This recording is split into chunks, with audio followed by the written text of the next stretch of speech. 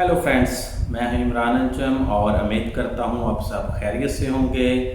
और आज आपके लिए लेके आया हूं एक वीडियो जिसमें हम बात करेंगे माल्टा के विज़िट वीज़ा के बारे में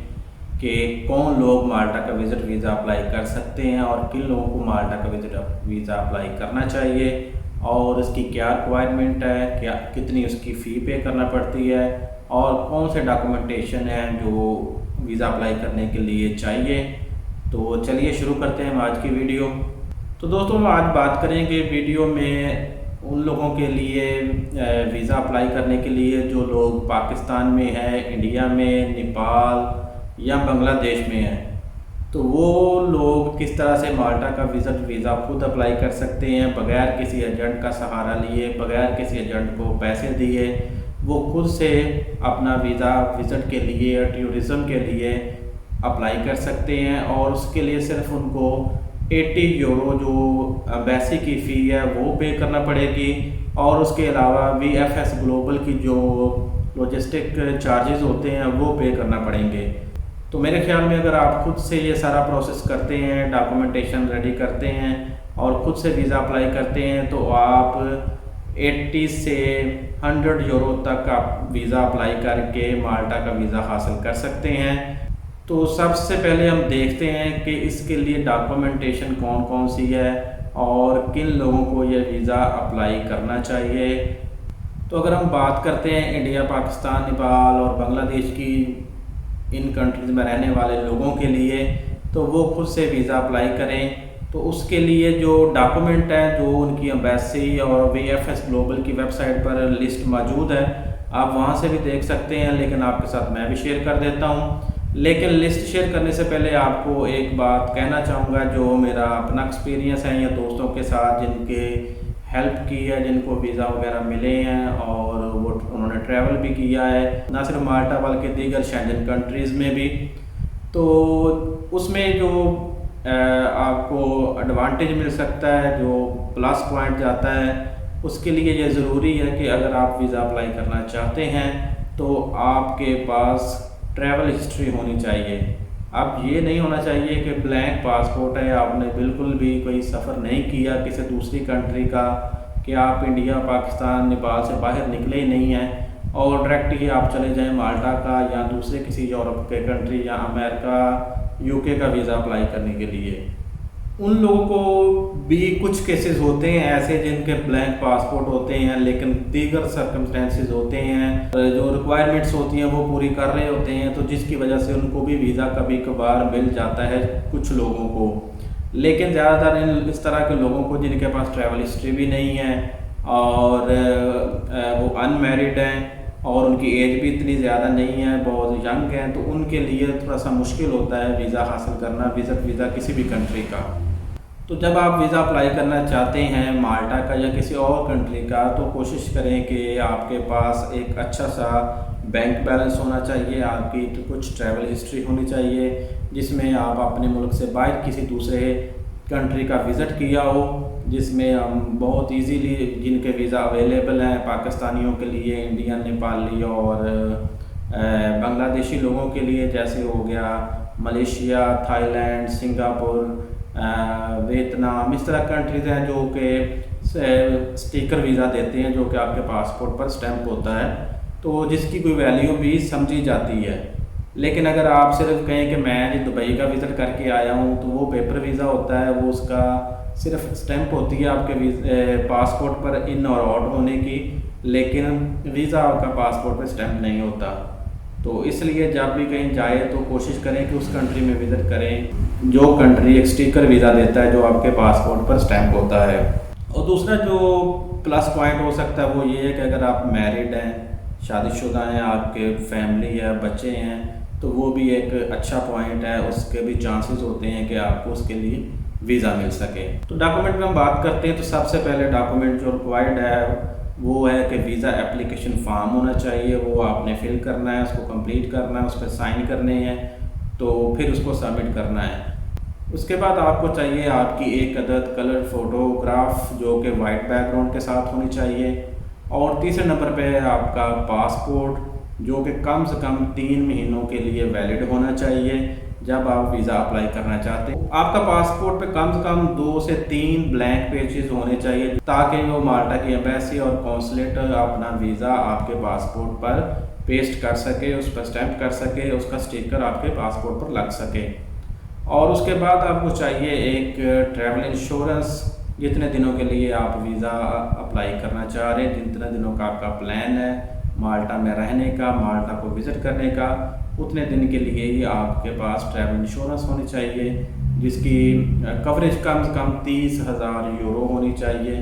वो हर कंपनी जब भी आप इंश्योरेंस करवाते हैं तो उनको भी पता होता है कि ये शेंजन कंट्री में जाना चाह रहे हैं तो उसके लिए कौन सी इंश्योरेंस करनी होती है। तो लेकिन आप खुद से भी देखें कि वो कम से कम 30,000 यूरो की कवरेज दे रहा होगा। अगर खुदा ना खास्ता आपके साथ कुछ मिसहैप होता है, कोई प्रॉब्लम होती है हेल्थ के हवाले से, किसी किस्म की प्रॉब्लम होती है, तो वो इंश्योरेंस से आप कवर्ड होंगे, तो आपको ज़्यादा मुश्किल नहीं होगी। तो इजीली आप वहाँ पे रहकर अपनी ट्रीटमेंट भी करवा सकते हैं और जो भी कोई मसाइल होंगे वो आप उसके थ्रू हल कर सकते हैं। उसके बाद आपने देनी है अपनी एक रिजर्वेशन, ट्रैवल रिजर्वेशन कि आप किस डेट को जा रहे हैं और किस डेट को आप माल्टा से वापस आएंगे। इसके लिए ज़रूरी नहीं है कि आपके पास एक कंफर्म एयर टिकट होनी चाहिए, बल्कि एक आपने रिजर्वेशन बनवानी है और वो उसको सबमिट करना है अपने डॉक्यूमेंट्स के साथ। अगर आप रहना चाहते हैं माल्टा में किसी होटल में, तो होटल की कंफर्म बुकिंग होनी चाहिए। और अगर आप चाहते हैं कि अपने फैमिली फ्रेंड्स के साथ किसी के साथ स्टे करें, उनके घर में रहें जाके, तो उनकी तरफ से डिक्लेरेशन ऑफ प्रूफ होता है, एक अलग से फॉर्म होता है, वो आपने उनसे फिल करवाना होता है और फिल करवा के वो सबमिट करना होता है अपनी एप्लीकेशन के साथ। और फिर बात आती है प्रूफ ऑफ सफिशिएंट फंड्स की, कि आपके पास कितना पैसा है और कितना पैसा आप लगा सकते हैं और कितनी आपकी मंथली और एनुअल इनकम है।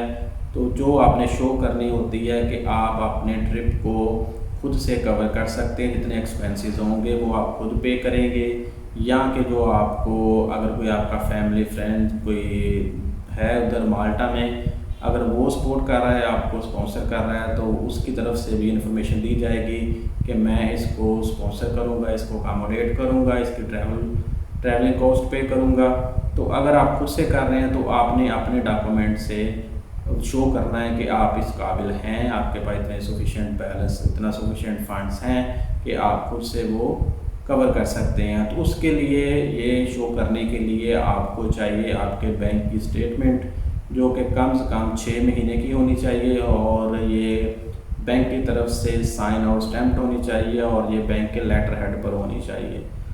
और उसके साथ साथ आपके पास होनी चाहिए आपके एम्प्लॉयमेंट की डिटेल भी, जिसमें आपने एम्प्लॉयमेंट का लेटर देना होता है आपकी कंपनी की तरफ से, आपके अदारे की तरफ से, कि आप उस कंपनी के पास, उस अदारे के पास कब से जॉब कर रहे हैं, किस पोजीशन पर जॉब कर रहे हैं और कितनी मंथली सैलरी ले रहे हैं, और जितने दिनों के लिए आप जाना चाह रहे हैं माल्टा में, उतने दिनों की उसमें लीव के बारे में भी बताया गया हो कि आप इतने दिनों के लिए जा रहे हैं और फिर आप वहाँ से इतने दिनों के बाद वापस आएंगे। और तीसरे नंबर पे सफिशिएंट बैलेंस शो करने के लिए आपको चाहिए आपकी कम से कम 3 महीनों की सैलरी स्लिप, वो आपने देनी है। वो भी आप कोशिश करें कि आपके अदारे की तरफ से साइन और स्टैम्प की गई हों, सर्टिफाइड हों, तो ज़्यादा वैलिड होती हैं। और इसके अलावा आप ये भी शो कर सकते हैं अगर आपके पास कोई क्रेडिट कार्ड है या कोई और चीज़, कोई प्रॉपर्टी है, कोई और एसेट है आपके पास, तो वो भी आप अपने डॉक्यूमेंट के साथ उसकी कॉपीज लगा के आप फंड्स और अपना बैंक बैलेंस वगैरह शो कर सकते हैं। तो सफिशिएंट बैलेंस शो करने के लिए जो डिटेल बताई है वो तो इंडिया, नेपाल और बांग्लादेश के लिए ठीक है, लेकिन पाकिस्तान के लिए एक एडिशनल डॉक्यूमेंट है जो आपको शो करना पड़ता है अपनी इनकम और अपने फंड्स शो करने के लिए, वो है टैक्स रिटर्न। तो आपने कम से कम 2 साल की टैक्स रिटर्न है वो भी सबमिट करनी है अगर आप पाकिस्तान से वीज़ा अप्लाई करते हैं। और आपको बताता चलूँ कि पाकिस्तान में माल्टा की एम्बेसी नहीं है, तो माल्टा का विज़िट वीज़ा, टूरिस्ट वीज़ा जो है वो इटालियन एम्बेसी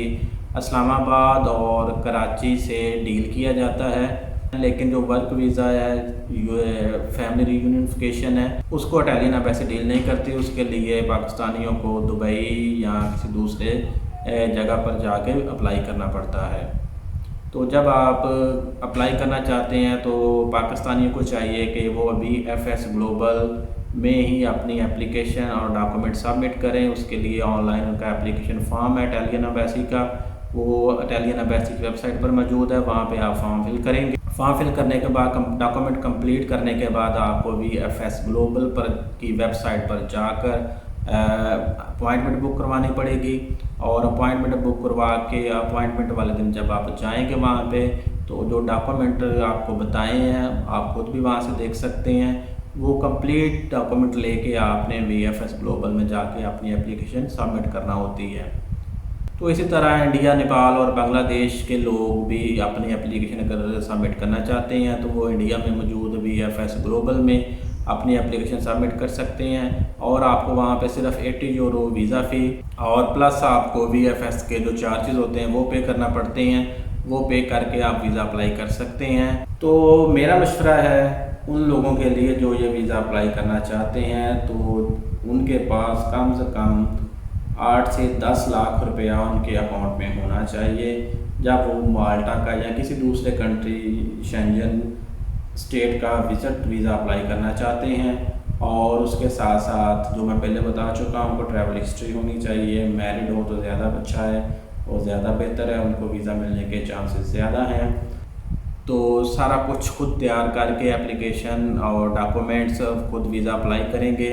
तो आपको वीज़ा भी मिल सकता है अगर आप उनकी रिक्वायरमेंट पर पूरा उतरते हैं, आपका बैंक बैलेंस अच्छा है, आपका ट्रैवल हिस्ट्री है और एज पर भी डिपेंड करता है। तो उम्मीद करता हूँ कि आप भी वीज़ा खुद से अप्लाई करेंगे और वीज़ा हासिल भी करेंगे और माल्टा का विज़िट भी कर सकेंगे।